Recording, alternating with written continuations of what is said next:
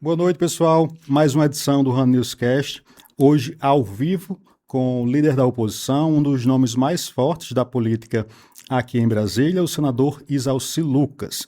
Senador, queria muito agradecer a participação do senhor e queria que o senhor já começasse falando das perspectivas do senhor para as eleições agora em 2026. Bacana. Primeiro, agradecer o convite, estar aqui com vocês. Eu já venho me preparando para o governo há muitos anos. Desde 2011 que a gente vem construindo um projeto para o Distrito Federal. Eu já fui distrital, fui federal por 3 vezes, fui secretário de Ciência e Tecnologia por 2 mandatos. Então, agora como senador, então é natural que o próximo passo seja governador. Até porque o que tinha que fazer na Câmara e no Senado, a gente praticamente já aprovou tudo. Sim. É exatamente para poder executar. Sim. Então, eu não fui para lá por carreira, eu fui lá para aprovar os projetos, como a regulação fundiária, o novo ensino médio, né, a parte de ciência e tecnologia, exatamente para poder fazer um bom trabalho no executivo, porque quem faz mesmo é quem tem a caneta, com muita tinta. Vamos começar falando um pouquinho sobre o cenário nacional. O senhor é uma das vozes mais fortes aí na oposição ao governo Lula. Como o senhor avalia esse governo Lula 3? Olha, eu participei de todas as CPIs como deputado e agora como senador, né? E até fui processado durante a CPMI e ganhei a ação, né? Porque eu disse a verdade, eu disse que eu participei das CPIs da Petrobras, da Lei Rouanet, do CARF, da JBS, né? De toda essa corrupção do governo. Está no DNA do PT essa corrupção. Portanto, eu já sou oposição desde criancinha com relação a isso, né? E vejo muito ruim este governo. É um governo que quer que todo mundo dependa dele, né? Então, vive de Bolsa Família. Hoje, a metade da população do Brasil tem algum benefício, né? Agora criaram o pé de meia para os jovens, né? R$ 200, que não vai resolver nada isso, né? Sem contar a corrupção, que já começou agora também no pé de meia. Então, não é um governo que tem perspectiva de crescimento, de prosperidade, né? Se você pegar hoje a dívida do governo do Brasil, né? Subiu de forma exponencial, a inflação está aí de volta, está aí a questão também, né? Da insegurança jurídica, né? Da crise do INSS Taxa também, toda né? hora, essa roubalheira toda no INSS, Banco Master, aqui no BRB, aqui em Brasília, né? Sim. Então, é um governo que deixa muito a desejar. Certo. O senhor está na oposição. O senhor acha que a oposição a níveis nacionais está preparada para enfrentar, está unida para enfrentar o PT na próxima eleição? Olha, a direita hoje é maioria no Brasil. Em Brasília, mais ainda. Sim. E o Flávio Bolsonaro, né, foi uma escolha bastante assertiva do presidente Bolsonaro. Está indo muito bem, já ultrapassou o Lula na pesquisa. Então, empate técnico, vamos dizer assim. Sim.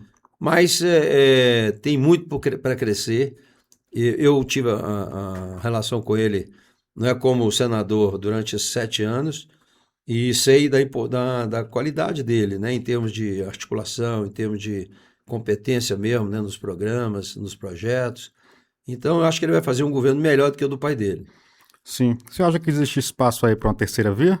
Muito difícil. Novamente vão naufragar. Eu acho que vai continuar ainda essa polarização, né? E, evidentemente, que no segundo turno, se a gente não conseguir vencer no primeiro, né, a gente vai fazer aliança com as pessoas de centro-direita, né? Sim. Então, mas eu continuo polarizado e eu acredito que o Flávio Bolsonaro será um bom presidente. Sim. O senhor, com relação à definição em níveis nacionais, o senhor apoia a candidatura do Flávio Bolsonaro? Totalmente. Certo. Existe hoje um certo conflito aí entre na relação Congresso Nacional, Poder Judiciário, Executivo. Como o senhor que tem tanta experiência, só no Senado está lá por quase 8 anos, avalia essa situação e esses conflitos que têm acontecido recentemente? A gente tem vivido um momento muito difícil no Brasil, né? Evidente que quem poderia ajustar isso seria o próprio Senado, né? Porque Sim. cabe a nós não só legislar, mas fiscalizar, né? E não aceitar interferências, né? É o que está acontecendo há muito isso, tanto do Executivo quanto do Judiciário. Então, quando você não tem realmente, né, um equilíbrio dos poderes, acontece o que vem acontecendo. Eu acho que o Supremo ultrapassou todos os limites éticos, né? Hoje talvez seja a instituição que tem uma menor credibilidade no Brasil, é o Sim. Supremo Tribunal Federal e o Congresso Nacional, né? Exatamente por essas questões que vem acontecendo. Você pega um contrato de 129 milhões da mulher do Alexandre de Moraes, ele não explica, ninguém sabe, né? Sim. Lógico que tem muitas coisas que parece coincidência, mas não é. Por exemplo, teve uma reunião na casa do Vorcaro, né, com o Alexandre de Moraes, que convidaram o Paulo Henrique, que é o presidente do BRB. Paulo Henrique Costa. Eles foram. Depois desse encontro, alguns dias depois, começa então a negociação da compra do Master pelo BRB. Sim. Então, óbvio que tem alguma ligação. Seria muita coincidência, né? E depois, ainda para você ter ideia, logo na sequência, o Alexandre de Moraes retira, arquiva a questão do 8 de janeiro do governador Ibanez. Sim. Então, quer dizer, como ninguém explica, só tem uma razão, né? Ninguém bota um contrato de 129 milhões assim de graça, sem nada. Sim. Então, esse é um dos motivos que eu vejo, né? Tal. E aí tem o Toffoli também, com a questão do resort, que negou em princípio, depois botou tudo em sigilo com ele. Então, perderam muita credibilidade. O próprio Gilmar Mendes também, cheio de problemas. Então, a gente vê o seguinte, né? O Senado já poderia ter realmente feito alguma coisa mais concreta em termos de um impeachment de um deles ou de todos eles, né? Mas para isso você tem que ter maioria. Hoje nós não temos maioria no Congresso. Nós temos hoje, no máximo, 26 votos, no caso de um impeachment, né? Sim. Então, o que a gente precisa? Nós precisamos de senadores que não tem rabo preso, que tem independência, porque hoje há ameaça do Supremo. Qualquer votação no Supremo, qualquer votação no Congresso, na Câmara, no Senado, que interfira em alguma coisa que envolve o Supremo, eles ligam, ameaçam os senadores, que é um absurdo isso, né? Sim. E acaba que a maioria deles acabam tendo medo, né, de ser processado ou de algum processo deles tramitar de forma mais rápida, né? E existe mesmo. Então, nas votações que fizemos, por exemplo, quando nós votamos o fim das decisões monocráticas, teve um líder que disse para a gente na reunião de líderes, que ligaram para ele lá do Supremo, um ministro, e dizendo, olha, se você votar, seu processo entra na semana que vem. E aí ele votou contra. Então, esse tipo de coisa é muito ruim. Nós aprovamos, inclusive, o fim do foro, exatamente para sair do Supremo, essa questão parlamentar, mas não passou na Câmara ainda. Então, a gente, se passasse na Câmara, dá uma certa independência maior para os senadores, né? Sim. Que é o único que pode resolver o Senado. O senhor acha que o STF está com superpoderes? Estão extrapolando, né? Não é que eles tenham os poderes, né? Eles estão extrapolando. Estão fora da Constituição. Agora, quem deveria corrigir isso, não é, no sentido de ameaçar ou até mesmo impeachment algum ministro, é o Senado. Como o Senado não faz, eles vão, né, crescendo cada vez mais. Certo. Explicando para o nosso ouvinte, para entender por que hoje não se consegue fazer um impeachment dos ministros e quantos senadores serão necessários para, eventualmente, na próxima legislatura, que consiga fazer esse impeachment dos ministros do STF. Pela legislação atual, você tem que ter 41 assinaturas para iniciar o processo, mas para afastá-los são 54 votos. Sim. Então é um número expressivo. 2 terços, né? Então é um número expressivo. Hoje nós temos no máximo 26 senadores que votariam no impeachment desse. Então está muito longe, né, do que a gente precisa. Então é muito importante agora em 2026, né, as pessoas analisarem os candidatos ao Senado, se são independentes, se realmente não tem processo, se não tem algum rabo preso aí, para não ter problema, porque a gente precisa ter maioria em 2027, para a gente poder realmente fazer o equilíbrio aí dos poderes, para que não haja tanta interferência do Senado, do Executivo e do Legislativo e também do Judiciário.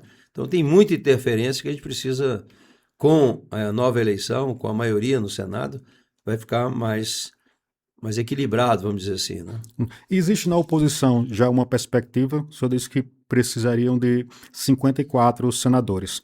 Existe uma perspectiva, eu lembro que até vazou recentemente uma lista do Flávio com essas perspectivas. O PL e o grupo da oposição têm a expectativa de quantos senadores para a partir de 27?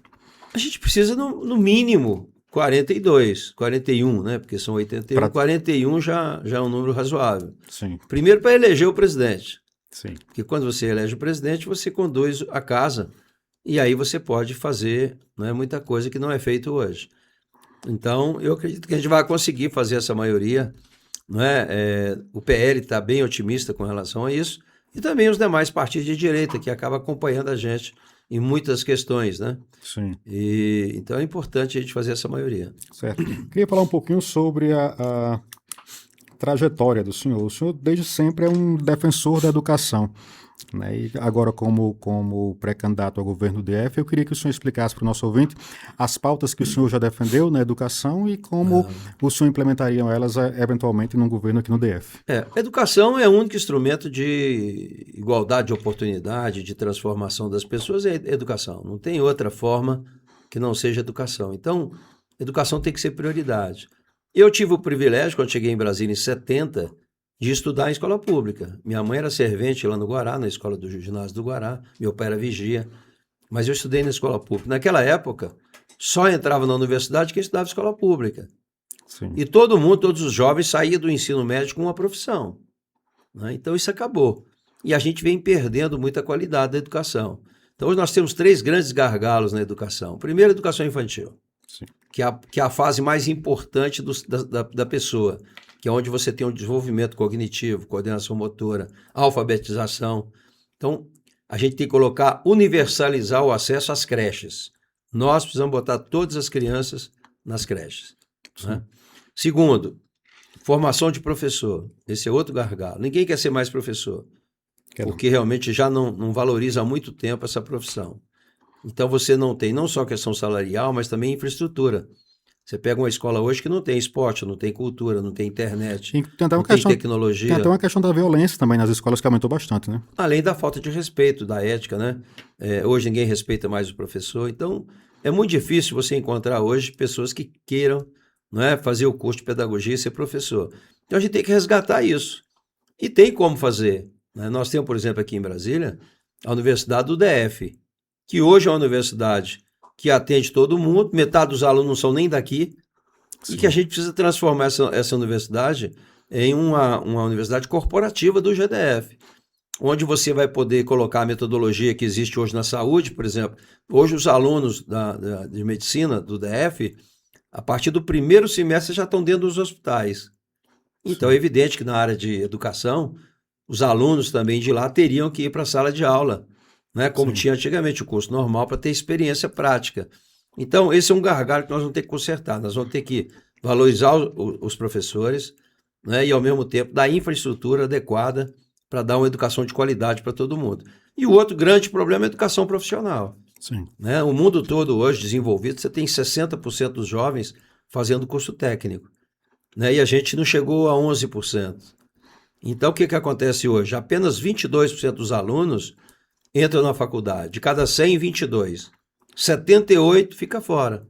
Como não tem qualificação profissional, né? Fica os jovens aí sem estudar e sem trabalhar. Sim. Porque não teve qualificação. E minha avó já dizia lá atrás, ó, cabeça vazia, oficina do diabo. Tem o que fazer, vai fazer o que não presta. Isso é verdade. Então, esse é o grande gargalo. Nós precisamos dar oportunidade para os jovens, para todos, né? Fazer curso de qualificação para ter profissão e poder ter seu emprego, seu empreendedorismo, né? A sua empresa, empreender, tudo isso é importante. Nós temos feito muito isso, já que o governo não faz, a gente tem feito muito aí na cidade, principalmente para as mulheres, cursos de qualificação. Sim. Gastronomia, corte e costura, crochê, artesanato, né? Uma série de cursos, inclusive de marketing digital, onde nós temos pessoas produzindo produtos maravilhosos, mas que não tinham oportunidade de vender, não tinha espaço para vender. Então agora com as redes sociais, através do marketing, o pessoal está conseguindo vender aquilo que está produzindo. Então a coisa está indo muito bem, que é uma renda a mais, né? Principalmente para as mulheres. Sim, então, circula a economia, né? Exatamente. Então, esse é o principal projeto nosso, que é a educação, né? Que transforma, porque na prática a saúde hoje em Brasília está matando todo mundo. Mas nós temos hoje 3 anos para conseguir uma cirurgia. Pessoas com câncer aguardando há mais de ano a questão da quimioterapia, radioterapia. Sim. Né? Então, a saúde também está um caos, não tem controle, uma roubalheira danada. A gente precisa consertar a saúde imediato, mas a educação mata a geração toda. Sim. Então você tem que consertar a educação. E Vamos... a segurança tem também, você tem que ter uma atenção especial. Lógico que quando você dá educação profissional, as pessoas que estão trabalhando, vai diminuir a violência, evidentemente, a segurança vai aumentar. Mas nós temos hoje o menor contingente da história, exatamente por um problema que existe na Constituição, que eu estou agora com a PEC, uma emenda constitucional para mudar, que é exatamente a questão do fundo constitucional. Sim. Porque nós temos aí na Constituição que quem organiza e mantém a segurança do DF é a União. Mas por que está na Constituição a União? Porque naquela época não tinha eleição para governador. Aí, a partir de 90, nós tivemos a eleição e a redação ficou a mesma. Então, hoje, para o governador fazer um concurso ou aumentar o salário da segurança, eles têm que mandar para o Palácio do Planalto, vira aquela confusão toda, joga a culpa no outro, na mão. Depois manda de novo para o Congresso. Aí o Congresso, cada estado começa a questionar o DF. Então nós temos que acabar com isso. A PEC é para isso, é para corrigir essa distorção da redação da Constituição. Certo. Né? Para entender, porque inclusive o governo Lula tentou diversas vezes mexer e tirar no fundo constitucional. O que o senhor está querendo com essa PEC é, na verdade, que essa autonomia da gestão do dinheiro do fundo constitucional passa a ser integralmente do governo do DF. Exatamente, porque o que acontece hoje, né? Você tem que pedir para o governo federal para fazer tudo isso. Nós queremos o seguinte, mudar a redação para dizer o seguinte, compete à União transferir o recurso para o GDF para manter e organizar a segurança, é o que está lá. Então, isso dá autonomia de fato para o GDF. O DF, nós tivemos a autonomia política, conquistamos isso em 86, a eleição de governador foi para 90, mas a gente ficou com essa dependência. Então, essa seria a nossa a autonomia completa, né, do Distrito Federal. Então, espero que a gente consiga aprovar essa emenda constitucional. Mas eu fui para o Congresso, eu aprovei a regulação fundiária. Quando eu fui fazer o projeto para Brasília de mudar a matriz econômica, para melhorar a questão, né, da economia, eu percebi que nós não temos escritura. Ninguém tem escritura na área rural, muitas cidades não têm escritura. Então eu fui no Congresso, lá como deputado ainda, tudo que era necessário colocar na lei eu coloquei e nós aprovamos. E na área pública você só pode fazer se tiver lei. Né? Na iniciativa privada você faz o que você quiser, só não pode fazer o que é proibido, mas na área pública só pode fazer o que é permitido. Então, nós aprovamos a lei. Sem a lei você não regulariza, mas com ela depende também de vontade política, competência, interesse do governo de fazer. Então, aprovamos. Eu fui o presidente da comissão do novo ensino médio, exatamente para resolver essa questão da educação profissional. Só que nós demos 5 anos para implantar o projeto. Aí muda de governo no Brasil, tem isso em Brasília, né? Sim. Também. Nós não temos política de Estado, a gente tem política de governo.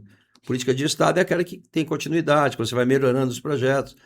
De governo, não, cada governo que entra acaba e começa tudo de novo. Quer dizer, é o que vem acontecendo em Brasília e no Brasil, que a gente precisa mudar isso, né? Sim. Então, eu fui lá, a gente conseguiu, então, aprovar essa lei do novo ensino médio. Eu, como fui secretário de Ciência e Tecnologia, por 2 mandatos, com o Roriz e com a Arruda, eu percebi as dificuldades de fazer qualquer coisa nessa área. Então, coloquei inovação na Constituição, lá no Congresso, mudamos toda a legislação de Ciência e Tecnologia, faltava dinheiro, nós aprovamos uma lei agora em 2017, mas implantou em 2018, proibindo o governo de desviar recursos da Ciência e Tecnologia para outras áreas. Então, fizemos exatamente para poder fortalecer essa área, porque quando eu fui secretário, nós lançamos o Parque Capital Digital. Brasília era para ser um modelo para o Brasil em termos de ciência e tecnologia. Sim. Infelizmente, está do jeito que eu deixei 20 anos atrás, né? Enquanto isso, o Porto Digital em Recife, Santa Catarina, a coisa está explodindo, e aqui estamos igual tartaruga, né? No Parque Capital Digital. Eu lancei o maior programa de inclusão digital do Brasil, que foi o DF Digital. Foram mais de 600 mil certificações, quase 200 mil pessoas fizeram curso de qualificação pela internet, né? Distribuímos 30 mil computadores para todos os professores. Quando saiu o notebook, nós distribuímos para todos os educadores o notebook. Então, agora, o melhor projeto que eu fiz foi o Bolsa Universitária. Antes de entrar na política, eu criei uma ONG, não era nem filiada a partido. Criei uma ONG chamada ABEDUC, Associação Brasileira pela Educação de Qualidade. E criei um projeto chamado Cheque Educação. Então, como eu tinha uma relação muito forte com as escolas, eu visitei as escolas, faculdades e disse, olha, está aqui uma sala de aula que cabe 30 alunos, só tem 25, tem 5 cadeiras vazias aqui, ó. Eu vou mandar 5 alunos aqui para completar isso, pagando a metade. E aí lancei o Cheque Educação, que era um desconto de 50%, que foi bom para a escola, Sim. que estava vazia, já pagou água, luz, telefone, e a escola estava vazia. E foi bom para o aluno, né, estudar numa escola melhor, e foi bom realmente também para o governo. Então, virou agora o ProUni, virou lei, agora é o ProUni. Nós temos mais de 18 milhões de alunos estudando, graças ao projeto que começou em Brasília do Cheque Educação. Quando eu entrei no governo, que eu fui secretário, a ideia era implantar a educação integral, em tempo integral, que é o correto. Mas para colocar tempo integral, você tem que ter atividade no contraturno. Como é que nós tínhamos condições de contratar professor naquela época? Não tinha. Então, o que nós criamos? Criamos o projeto do Bolsa Universitária. A gente dava uma bolsa integral para o aluno. Então, por exemplo, lá no Dulcina, teatro. Sim. A gente dava uma bolsa e eles davam teatro nas escolas no contraturno. Quem fazia educação física dava esporte. Quem fazia pedagogia dava reforço escolar. Exatamente para poder implantar. Nós colocamos quase 200 escolas em tempo integral. Eu, ainda como secretário, eu consegui trazer para Brasília os institutos federais, que não tinha em Brasília. Hoje nós temos 11 institutos federais, sim, exatamente na qualificação. E eu me preocupo muito com a qualificação profissional, porque realmente a dignidade é dada com emprego, né, com moradia. Sem qualificação fica difícil de você colocar essas pessoas no mercado de trabalho. Sim, e é interessante o senhor falar isso, inclusive eu tenho toda essa... usufrui de basicamente tudo que o senhor falou, porque eu fui aluno pelo ProUni, fiz engenharia civil pelo ProUni, e também, só que antes eu fiz o ensino médio com integrado técnico em edificações. Então você sai e a importância para o jovem de você sair do ensino médio já com uma profissão, eventualmente para custear um ensino superior. Então essas iniciativas são muito importantes. Falando, já entrando, o senhor teve muita experiência. Além de ser um conhecedor do DF, né, o senhor está aqui há várias décadas, o senhor passou pelas secretarias nos governos Roriz e Arruda. Embora o senhor não tenha sido secretário de saúde, hoje a saúde no DF é um dos maiores gargalos aqui, uma das maiores queixas da população. Até que, de certa forma, assusta o fato de vários governos seguidos, o senhor acompanhou isso melhor do que eu, sempre nas campanhas todo mundo tem 500 alternativas que são viáveis e que vão acabar com os problemas da saúde, mas ninguém conseguiu até hoje. Por quê? E dizendo agora para quem está nos ouvindo agora ou para quem vai nos assistir depois, por que Isalci Lucas preparado para resolver o problema na saúde do DF? O que existe na saúde hoje é um descontrole completo, inclusive muita corrupção. Nós tivemos aí um secretário preso, né, durante a Covid, né, e a gente fez lá a CPMI, acompanhamos aqui no DF, e o que falta é controle. Você não tem integração nenhuma, você não tem digitalização de nada. Você pede um exame, hoje o cara vai lá, faz o exame, até ele voltar para a consulta, já venceu o exame e não tem nada digitalizado, você não tem prontuário eletrônico praticamente em lugar nenhum, e mesmo assim não há integração. O hospital de Ceilândia não sabe o que os outros hospitais estão fazendo, não tem comunicação. Então tem muito sistema, tem mais de 80 sistemas, né, mas que não se comunicam. Não tem integração. Então, se você quer saber, não tem controle de estoque de medicamento. Se você pegar 10 receitas iguais hoje, você vai lá em 10 lugares, em cada cidade, e pega o remédio. Então não tem controle. E é evidente, quando você não tem controle, facilita muito mais você roubar. Então a primeira coisa é organizar isso, controle. Segundo, o seguinte, 80% da saúde você resolve com atenção primária, com preventivo, com saúde e família, né? Através das UBS. Mas você tem que ter, e o governo federal paga isso, né? Um valor razoável. Então você tem que ter as equipes, né? Que tem lá um médico, você tem que ter um enfermeiro, 2 técnicos e vários agentes comunitários. Isso já está em cada equipe. Cada equipe dessa cuida de 4.000 famílias, né? Sim. Então, se você faz o preventivo, acompanha os pacientes, né, independente se está doente ou não está, você tem que acompanhar todos eles, você resolve 80% do problema. né? Coisa que a gente nunca organizou em Brasília, foi saúde e família. Questão política, parece que tem uma dificuldade aí, né? Porque eu acho que os governos de direita acham que todo mundo é de esquerda, e aí vira essa confusão e bota a política no meio e a coisa não funciona. Então, a saúde não é difícil, até porque nós temos o maior orçamento do Brasil. Esse ponto que o senhor falou agora, sempre que eu tenho entrevistado aqui, já entrevistei inclusive alguns pré-candidatos, Leandro Graz, Ricardo Capelli, fala-se muito, alguns dizem que tem recurso, mas falta gestão. O pessoal do lado, principalmente desse último governo, do governo Ibanez, diz que tem gestão, mas falta recurso. O senhor, que é um conhecedor do DF, me dê um parecer aí sobre essa situação. Né? Quando você fala em faltar recurso, quanto mais recurso, melhor. Sim. Mas hoje você tem o dobro do orçamento de qualquer município do Brasil. Então, se é o dobro, já é um valor significativo. Agora, de fato, a questão da saúde, né, além dessas questões de controle, essas questões, você tem que disciplinar, por exemplo. Hoje, os médicos chegam no hospital para fazer uma cirurgia. A hora que vai fazer, ou falta energia, ou não tem o fio, não tem anestesista. Aí você, o que você faz? Você acaba cancelando. Você tem hoje, agora mesmo tem um funcionário meu aqui que quebrou os dedos, né, da moto, caiu da moto, quebrou. Está lá, vai fazer 5 dias no hospital. Né? E o seguinte, quanto é que custa? Tem gente que fica 2 meses no hospital internado, né? Que custa muito e que não resolve. Mas, por exemplo, grande parte da saúde hoje, você é ressarcido por isso.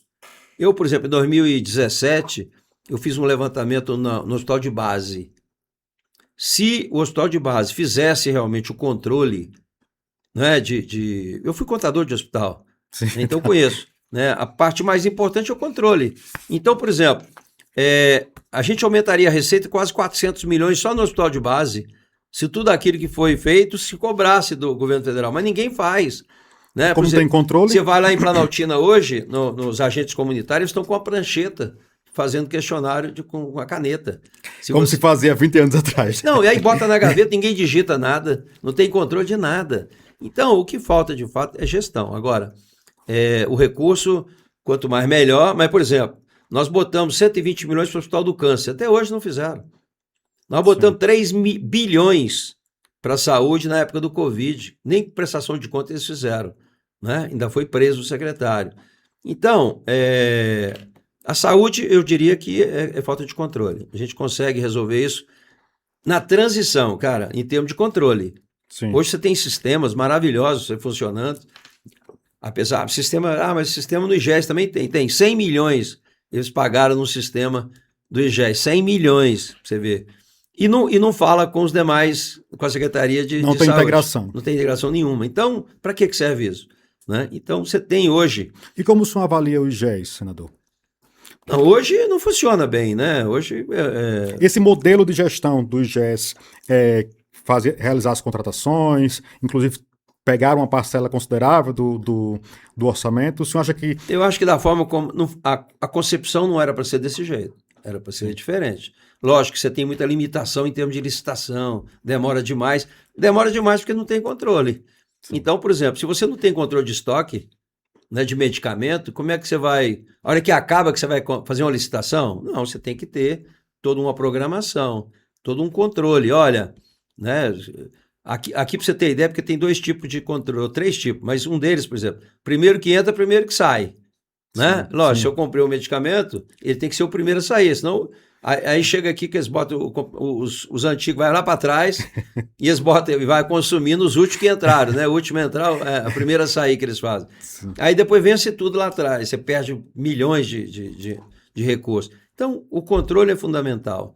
E você tem hoje sistemas no Brasil, em vários hospitais, não é? Vários estados, inclusive, que está muito bem em termos de tecnologia, o que você tem que melhorar muito em Brasília. Brasília é uma cidade analógica, né? É um governo analógico, que a gente precisa mudar completamente, tem que digitalizar. E o cidadão que paga imposto, que vai no hospital, que vai na escola, é o mesmo. Você tem que ter o CPF, você tem que ter realmente, de fato, um cadastro bem detalhado das pessoas.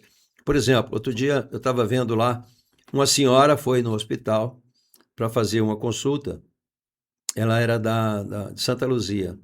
Sim. Aí ela tinha diabetes, tinha pressão alta, obesa, né? Aí fez lá a consulta médica, olha, a senhora precisa fazer, né, educação física, a senhora precisa fazer exercício físico, a senhora precisa, né, alimentar direitinho, né, por causa da diabetes, por causa disso e tal. E tá bom, tá ok. Aí ele vai para casa, chega lá, mora em Santa Luzia, não tem água, tem uma filha que tem 3 filhos e o marido abandonou, né? Tem que trabalhar, tem que reduzir o orçamento. Então ela não consegue. Então, se você não tiver esse diagnóstico, porque, por exemplo, o Saúde e Família, que é essas equipes que existem, Sim. lógico que você botar uma equipe dessa no Lago Sul, Não né, não vai ter demanda. vai ter demanda. E você pega Santa Luzia, a demanda é muito maior, ou pro sol nascente, pôr do sol. Então você tem que saber trabalhar, né, conhecer bem isso. Agora, o descontrole é total, né? Pra você ter ideia, Brasília não tem controle do território. Essas invasões que acontecem todo dia, cada vez que você vai numa cidade dessa, Tem novas invasões. tem invasão e não acontece nada. E depois fica muito mais difícil de regularizar, né? Eu, por exemplo, eu estava lá ontem na 26 de setembro. Já está consolidado, ela tem 40 mil habitantes. Não tem mais o que fazer. Então, se tivesse que impedir, seria antes. Agora, depois que está tudo consolidado, construído, vão querer derrubar as casas? Não tem condição. Mas, hoje, lá na 26 de setembro, ainda.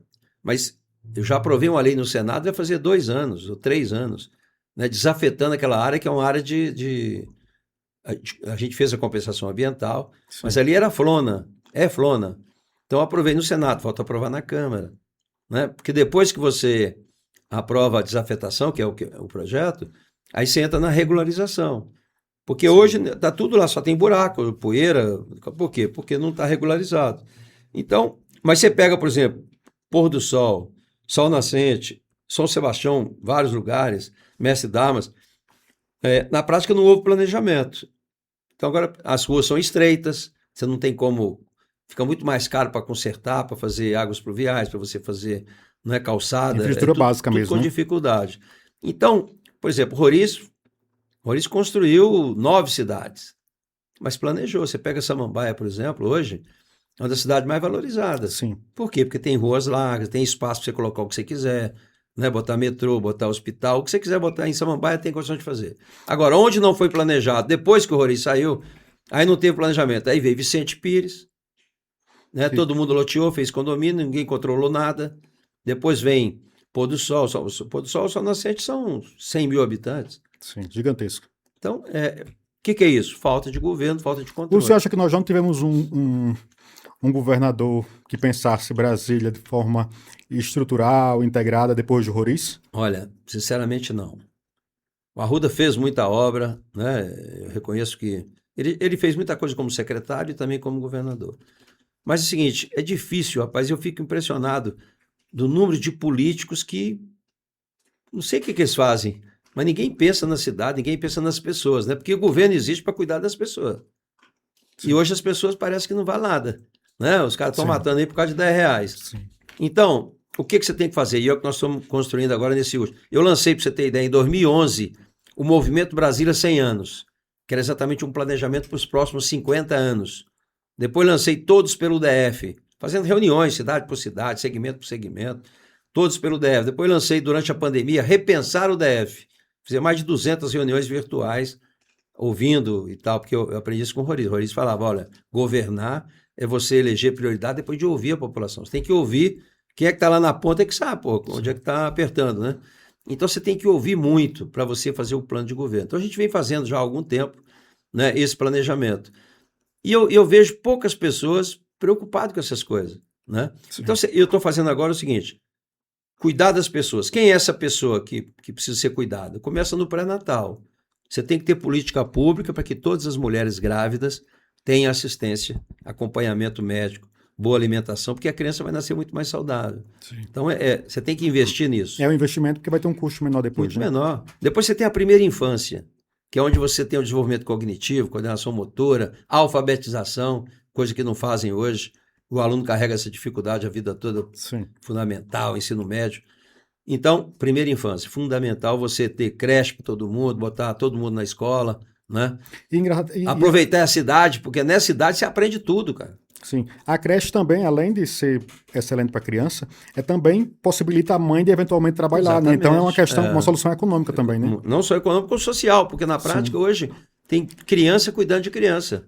A mãe sai para trabalhar, fica aquele monte de menino lá, sem assistência, sem acompanhamento, né? Então, você tem que cuidar da primeira infância. Depois tem a adolescência, que também é uma fase diferente, né? Você tem que ter política pública para isso. Depois vem a juventude. O que o jovem quer? O jovem quer esporte, quer cultura, quer formação profissional. Depois vem o adulto, né? Que precisa o quê? De moradia, tem que ter emprego, né? Já está pensando em casar, de ter filho, aquela coisa toda. E depois vem o idoso. Hoje, para você ter ideia, né, nós temos mais idoso em Brasília do que criança. Sim. Qual é a política pública que nós temos para os idosos em Brasília? Nada. Não tem. Aí o cara aposenta com 60, vai viver até os 100, 40 anos aí. Sim. Será que o governo acha que todo mundo vai ficar sentado assistindo televisão o dia todo? Não vai, cara. Então você tem que ter política pública. Por isso que nós estamos dando curso também. Dançoterapia, né, para o pessoal de idade já praticar. Né? Eles gostam de forró. Mas eles podem fazer artesanato, pintura. Você tem que ter espaço para isso. Assim como você tem que ter creche para criança, você tem que ter espaço também para o idoso, para cuidar dos idosos, porque realmente é fundamental. O senhor falando sobre essa questão da estruturação, do planejamento, que parece que faltou no DF e tem faltado nos últimos anos. Falando nos últimos anos... Aliás, o último que fez um planejamento que eu conheci foi o JK. Sim. JK fez um plano de metas, que é o que eu faço, né? Um plano de metas. Bem, eu quero fazer o seguinte, quero botar toda criança na escola. Né? Sim, quando? Com que recurso? Qual o período? Né? Então você tem que fazer o planejamento. Sim. Então, JK, para você ter ideia, fez Brasília em 1000 dias, menos de 4 anos, construiu essa maravilha aqui. Né? Hoje você pega ali o viaduto lá do Sudoeste, vai fazer 7 anos, né? Mais tempo do que a construção de Brasília. Para um viaduto. Como é que o senhor avalia o governo Ibanez dos últimos 7 anos? Olha, ele iniciou até bem intencionado, eu achei que ele ia fazer um bom governo mesmo, muita obra, né? Apesar que deixou definitivamente a questão da saúde fora, a educação também está um caos, né? Hoje você tem ideia, 60% dos jovens saem do ensino médio sem saber matemática, cara. Sim, sem problema. Então, isso é muito difícil, né? Então, não houve uma atenção especial, nem para a saúde, nem para a educação e segurança. Segurança, em função também desses problemas que tem que mandar. O governador já assume, não vou falar com o presidente Lula, nunca vou lá. Ora, aí vira essa... já dei o aumento, anunciei o aumento, só que levou um ano para... Se a gente não brigasse lá no Congresso, né, não fosse porque independente de ser direita ou esquerda, você tem que fazer essas negociações, tem que conversar com todo mundo, né? Exatamente. Então, agora, essa questão do BRB foi um desastre. Sim, isso aí é o maior... Se você pegar as obras hoje que ele fez, talvez não chegue a este valor desse rombo do BRB. Roubo, né, que houve. Porque houve má fé, houve fraude realmente, porque na prática, né, como é que você investe 12 bilhões sem conferir, cara? Se tem garantia, se tem documento, se não tem documento. Se o senhor não conhecesse tão bem, não dá para acreditar nisso, né? Não dá para acreditar. Não, aí o governador vem agora e diz que não sabe nem passar um Pix. Acho que ele só sabe receber o Pix. Eu acho que é isso, né? Mas é um escândalo. Aí vem a governadora e diz que não sei de nada, nunca fui consultado nada. Cara... Quem vai pagar essa conta, senador? Tem que ser eles. Eu já fui no Banco Central, cobrando o Galipo. Por que não bloqueou ainda os bens do Ibanez e da vice-governadora, Celina? Sim. Porque eu fui, na primeira vez que eu fui lá no Banco Central, o Galipo me disse o seguinte, que nesses cláusulas de fraude, quem paga é o CPF.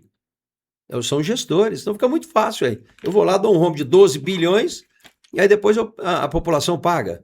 Sim. Aí veio aí, fizeram um esforço danado, e a Celina foi lá conversar com os deputados, para aprovar a lei, para dar um cheque em branco para comprar o Master. Foi feito esse trabalho. Né? Inclusive, mandaram para mim documento provando que ia ser um bom negócio, a compra, não sei o quê. A compra, até do jeito que estava sendo colocado, tá tudo bem. Só que eles não falaram dos investimentos que eles fizeram. Que tinha sido antes. Esses 12 bilhões aí. Era 6 bilhões, depois mais 6 bilhões. Mesmo depois dos problemas, continuaram investindo nessas moedas podres aí. Então, depois veio o rombo. Ah, não, agora nós precisamos do dinheiro para cobrir o rombo. Aí apresenta o projeto pegando os terrenos. Olha, você pega o terreno da Nova Cap, né? Tá lá a Nova Cap.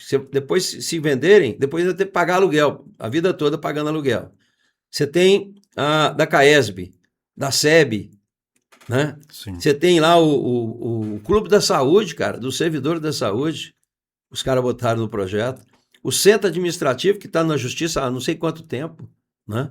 Que é um negócio interessante que foi feito, mas que, né, nunca funcionou. Está lá um elefante branco lá, né? Que custou bilhões. Sim, o senhor já E quer botaram nisso aí, quer dizer, aí é o seguinte, entrar na justiça. Aí o juiz deu, né, mandando suspender a lei. Aí depois vem o desembargador e mete a caneta liberando.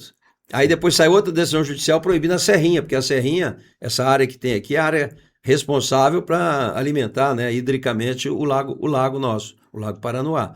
Sim. E aí o juiz mandou suspender. Aí vem o desembargador agora e manda liberar de novo.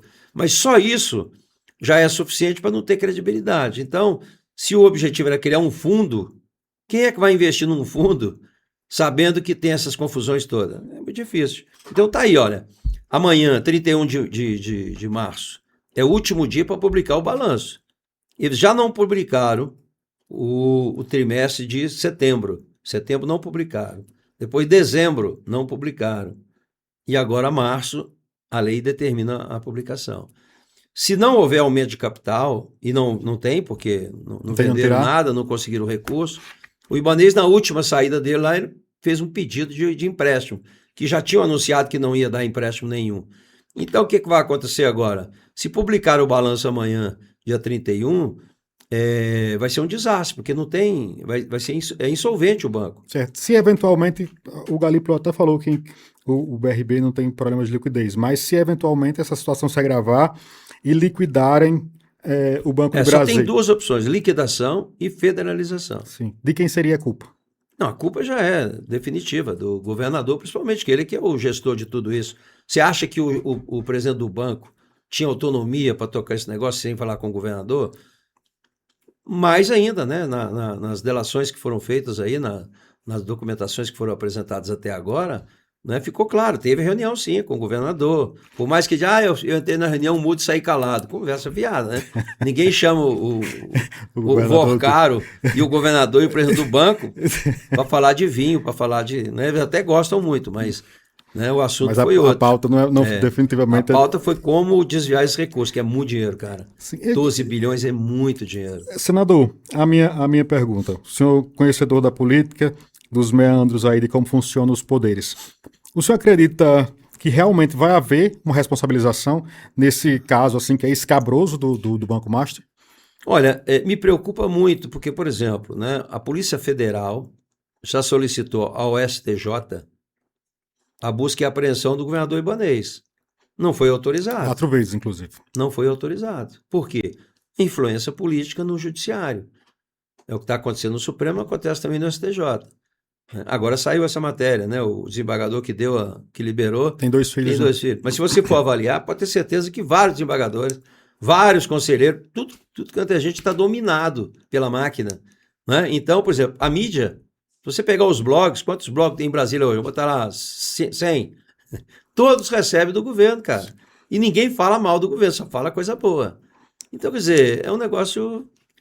É difícil, né? Mas o senhor acredita Eu até estou levantando agora quantos cargos que tinha na vice-presidência, na vice-governadoria, no início do governo e agora.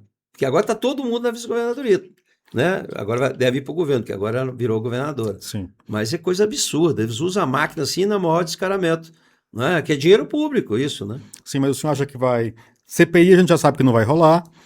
O senhor acha que tanto no âmbito aqui do DF, como também existe uma perspectiva de pegar pessoas no andar de cima. A gente deu uma roxa aqui nos deputados aqui do PL na Câmara Legislativa, porque quem tem que fazer a CPI do BRB é a Câmara Legislativa. Né? Lá na Federal é o Master, mas aqui é o BRB. Então eu espero que os deputados façam isso que é obrigação deles. Não é nenhum favor, não, eles são obrigados. Deputado é para legislar e fiscalizar. Então, agora o governador, né, acaba comprando todo mundo, né?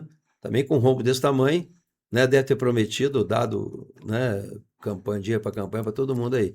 Que é lamentável, cara. É triste quando você não tem os parlamentares que são independentes, né, e que não trocam o voto em função de cargo, em função de recurso.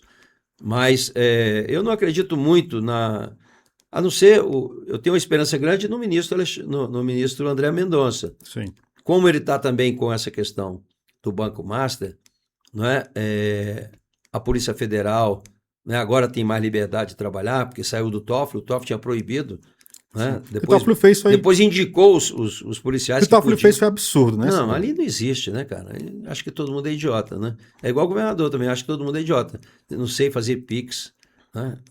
Cara, brincadeira. Então, a esperança é o André Mendonça e a Polícia Federal, né, de identificar realmente. Se houver delação premiada, tanto do Paulo Henrique ou do Vorcaro, né, a coisa vai pegar fogo. Existe uma perspectiva da delação Vorcaro e Zettel, principalmente. Talvez com a delação do Vorcaro, a delação eu até já falei isso antes no blog, o Paulo Henrique, se ele quisesse delatar, ele deveria ter delatado antes, porque com a delação do Vorcaro, a delação dele não tem valor nenhum, não faz sentido. Exatamente. E agora, para a gente finalizar, entrando no último bloco, nós começamos aqui falando que saiu uma pesquisa do Instituto Veritas, onde o senhor está bem posicionado como um do top 3, aí, com 20 pontos, praticamente impacto técnico com os demais, para as eleições de 2026. Eu queria que o senhor explique a que o senhor atribui esse nome, essa lembrança do povo do DF em relação ao nome de Isalci Lucas e também quais são as perspectivas do senhor enquanto pré-candidato ao governo. Olha, é evidente, né? Isso é fruto do trabalho. A gente vem trabalhando há muitos anos, né? A gente conhece bem Brasília, a gente não tem nenhum processo judicial, a gente não está envolvido em corrupção nenhuma. Então eu sou de direita e direito, né? Vamos dizer assim. Diferente do que está aí. Então a gente precisa, o eleitor precisa olhar isso, né? Então acho que eles estão vendo isso também. Eu acho que a corrupção nessa campanha vai ter um peso muito forte, né? Então tem que olhar os candidatos, né? O que ele já fez, se ele tem ficha limpa, se ele realmente, né, trabalha para a comunidade. Então acho que é fruto do trabalho nosso. Agora, eu fui para o PL, né, a convite do Rogério Marinho, né, que foi deputado comigo por 3 mandatos, apoiei ele para a candidatura do Senado, para presidente, perdemos a eleição, perdemos tudo que eu tinha lá, eu tinha a maior estrutura do Senado, perdi tudo, né, por causa dessa campanha, mas fizemos um bom trabalho físico de acordo com a minha consciência. Perdemos a eleição, né, aí o Marinho me convidou para o PL, eu disse para ele: Marinho, eu tenho o maior prazer, porque meu eleitor é de direita. Mas é o seguinte, no PSDB eu tenho legenda garantida, cara, eu tenho a legenda. Não, vamos para lá, vamos falar com o Valdemar. O Valdemar esteve comigo 3 vezes lá no meu gabinete e falei para ele: olha, eu tenho o maior prazer de ir, até porque eu fui eleito deputado federal pelo PL já uma vez. Mas eu tenho, né, minha pretensão é governo. Fomos no Bolsonaro e o Bolsonaro: tem algum candidato nosso aí? Não tem, então pode vir. Fizemos uma grande festa, fui para lá. Aí depois a Michele deu declaração que vai apoiar a Celina. Como eu não conversei com ela, porque ela não era da executiva, não sabia nem que ela tinha essa relação aí, né? E aí ficou esse negócio, né, de Celina, não sei o quê. O PL decidiu agora lançar as duas, Bia Kiss e Michele, para o Senado. Na medida que tem as duas candidatas, não tem como coligar com a Celina, porque o Ibanez é o senador da chapa da Celina. Então não há como coligar. O que pode acontecer? Ela sair da coligação e buscar uma coligação com o PL. Mas será que ela vai abandonar o Ibanez? Será que ela vai abandonar o vice dela, o Gustavo Rocha, que foi colocado lá como vice a pedido do Alexandre de Moraes? E que eles têm uma interferência grande no judiciário e tem o processo da Celina, né, da Draco, que está pronto para ser votada. Será que ela vai brigar com o governador e com o Gustavo? Difícil, porque se brigar, o processo provavelmente vai entrar rapidinho, né? Sim. Então tem essas questões. Eu acho que a candidatura do Ibanez já derreteu, não existe mais, não tem chance nenhuma de ganhar a eleição. A gente está vendo isso em todo lugar. Eu vou para Esse é um assunto que dominou de fato. Dominou. Hoje ele furou a bolha. Conversa em boteco, na padaria, né, no mercearia, onde você for, nas feiras, o negócio é BRB, né, é o rombo do Sim, mas Master. voltando à questão do partido do senhor. Hoje, o senhor teria legenda para concorrer ao governo pelo PL? Ou o Não. senhor teria que fazer a migração? Não, migração não vou fazer, eu vou ficar no PL. O que eu combinei lá com o Flávio Bolsonaro e com o Valdemar? Olha, eu vou ficar no PL, não vou sair, né? Por mais que tenha essas colocações da Michelle, que vai apoiar a Celina, eu vou continuar no PL. Nesses próximos 90 dias, eu vou fazer campanha para valer para governo. Sim. E aí, evidentemente, que lá em agosto, né, vai ter as convenções. Como a gente já está praticamente empatado, você viu na pesquisa, Sim. a tendência é nos 90 dias a gente crescer muito e a candidatura da Celina vai derreter agora, né? Ela disse hoje na posse que não sabia de nada, que não tem envolvimento, que nunca foi consultada, mas a gente sabe quem é o grande responsável também por isso, além do governador, é o PP, o partido dela. O Ciro Nogueira, que é o presidente do PP, que é o padrinho dela, é que indicou o Paulo Henrique, é o que indicou lá atrás o secretário de Saúde, né? É o que Que queria. está envolvido até o pescoço com o Banco Master. E Que aí, queria colocar o fundo, o FGC para 1 milhão para de R$ 1 milhão reais. de reais, né? Teria zerado o FGC Nas agora. bets, eu participei da CPI das bets. Ele foi da Casa Civil, botou na gaveta o projeto, não regulamentou, né? Aí perdemos a votação lá. Os caras que nunca foram em reunião nenhuma foi lá para votar contra o relatório, né?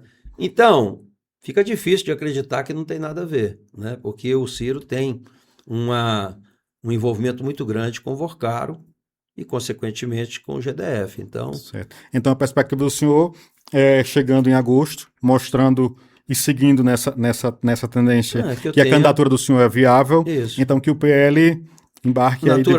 Natural, né? Sim. Eu não tenho nenhuma dificuldade com relação a Michelle. Acho que ela vai ganhar a eleição para o Senado, a gente precisa dela, inclusive é uma grande Sim. líder.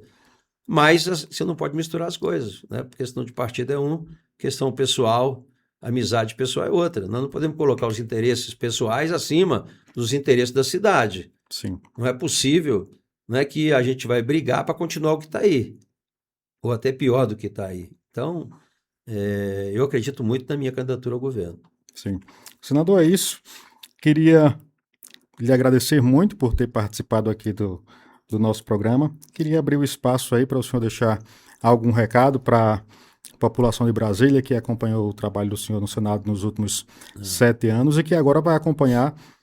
Então, visto o senhor aí, como sempre, com o pé na rua, né, com muitas visitas e que o senhor vai enfrentar uma pré-campanha e uma campanha agora no DF, e eu queria que o senhor desse um recado aí para a população do DF. Quem acompanhou a CPMI do INSS percebeu claramente a nossa independência. Eu não tenho nenhuma dificuldade, muito pelo contrário, né? A gente cobra realmente o que está errado, a gente não tem nenhum bandido de estimação, né? Aprovei todos os requerimentos, foi 400 requerimentos que eu apresentei. Se a gente conseguiu avançar bem na CPMI, foi graças aos requerimentos que eu fiz no início, que nós conseguimos aprovar isso na primeira reunião. Se tivesse deixado para a segunda, terceira, a gente não teria aprovado tanto requerimento. Então, isso ajudou muito a gente identificar quem roubou, quanto roubaram, como fizeram e tal. Agora, a minha preocupação sempre foi Brasília, né? Por quê? Porque desde quando eu entrei na política, eu sei quem faz é quem tem a caneta. Quem tem a caneta é o governador. Agora, com a minha experiência como secretário, eu percebi as questões da área pública, que você precisa aprovar uma série de leis para poder fazer. Então, eu fui para o Congresso para isso. Como deputado e como senador, nós conseguimos aprovar muitas leis que vai possibilitar fazer um bom governo, porque agora nós temos a legislação. Então, me preparei para isso, né? Agora, eu tenho falado muito nas reuniões com os eleitores, assim, primeiro, quem tem condição de mudar essa situação é o eleitor, é agora, 2026. E eu digo o seguinte, voto não tem preço, voto tem consequência. Votou errado, bicho, 4 anos de sofrimento.